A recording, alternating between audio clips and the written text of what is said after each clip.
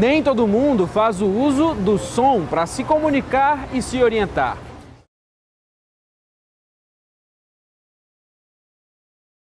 Eu disse que esse é o caso das pessoas com algum tipo de deficiência auditiva. Segundo o último levantamento feito pela Organização Mundial de Saúde, quase 28 milhões de brasileiros possuem algum tipo de deficiência auditiva, 15% da população nacional.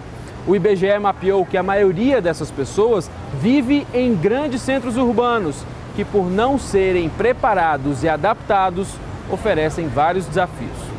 A maioria dos deficientes auditivos consegue, ao longo do tempo, desenvolver a leitura labial ou a comunicação por meio de sinais. Porém, a integração com outras pessoas que não dominam a língua brasileira de sinais ainda pode ser um obstáculo. Libras significa Língua Brasileira de Sinais. A estimativa é que mais de 5 milhões de brasileiros já tenham aprendido essa linguagem. Desde o ano de 1800 que os surdos no Brasil começaram a desenvolver essa técnica, que só veio a ser oficialmente reconhecida em 2002.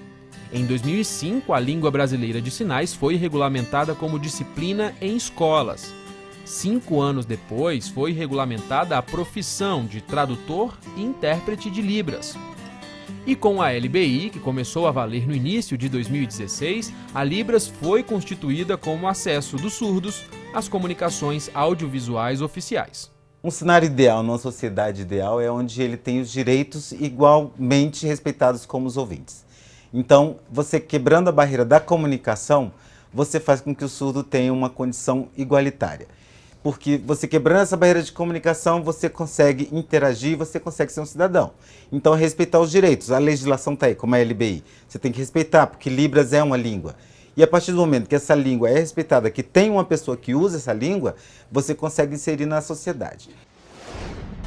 A acessibilidade pode dar à pessoa com deficiência oportunidades equivalentes às dadas a qualquer outro cidadão.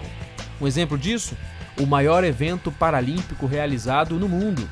Com a participação de 160 países, 520 provas e mais de 4.000 atletas, as Paralimpíadas do Rio mostraram que acessibilidade e igualdade dependem de organização, boa vontade e estruturas adequadas. Daniel Dias, recordista mundial, conquistou 9 medalhas e se tornou o maior medalhista masculino da natação em Paralimpíadas. Um grande legado que ficou para o esporte paralímpico, para as pessoas com deficiência, para o Brasil, é o respeito para com a pessoa com deficiência. Acredito que com a Paralimpíada a gente conseguiu adquirir o respeito, que é algo que a gente batalhava muito, e mostrar principalmente o valor do ser humano, o valor da pessoa com deficiência. Eu acho que os Jogos Paralímpicos servem para isso, para mostrar esses grandes exemplos, para mostrar as melhores práticas que existem no mundo, trazer para os Jogos e que isso se replique nas demais capitais e cidades do país. Os Jogos Paralímpicos tiveram essa grande valia de mostrar à sociedade a potencialidade da pessoa com deficiência.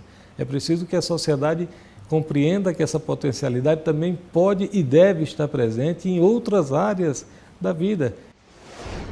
A tecnologia pode facilitar a inclusão das pessoas com deficiência. Mundo afora, já estão sendo testados protótipos de cadeiras de rodas que deixam o usuário em pé, pernas robóticas, sensores para a digitação de textos, além de dezenas de novos aplicativos e programas de computador que identificam e traduzem as informações em linguagens adequadas. A tecnologia está aí, está avançando rápida. Então, eu imagino, por exemplo, que a gente comece a conduzir essas pessoas através de programas de computador. O TCU ele tem o poder-dever de contribuir para o cumprimento dessas legislação, dessas normas. O que falta são os gestores demandarem isso em suas contratações de projetos, os arquitetos observarem as normas e as construtoras e demais empresas executoras de obras colocarem em prática em suas execuções os projetos que estão sendo feitos com adequação a esses requisitos de acessibilidade. O que nós identificamos é a possibilidade de criar uma rede de mútua colaboração que permita com que as ações que apresentem resultados satisfatórios sejam replicadas em outras instituições, que equívocos já identificados em alguma política em alguma ação seja corrigido. Eu não sou deputada federal porque eu sempre sonhei em ser deputada federal. Não, eu só sonhei em ser deputada federal enquanto eu fazia campanha de deputada federal. Mas, assim, eu sempre sonho em poder fazer mais acessibilidade e fazer com que as pessoas com deficiência, entendeu, tenham dignidade, sejam tratadas com dignidade e respeito e tenham oportunidade. O que fazer é pensar. Como a gente muda? Pensando. Como que a gente muda? Mudando a nossa mente, mudando a forma de pensar, entendendo que realmente aquele direito de ir e vir nós temos que colocar em prática. No próximo Eu Fiscalizo, sustentabilidade. Vamos falar sobre o uso racional de recursos naturais e bens públicos. Como garantir o desenvolvimento econômico sem descuidar dos aspectos socioambientais.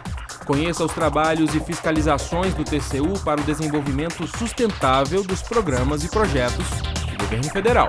Até lá!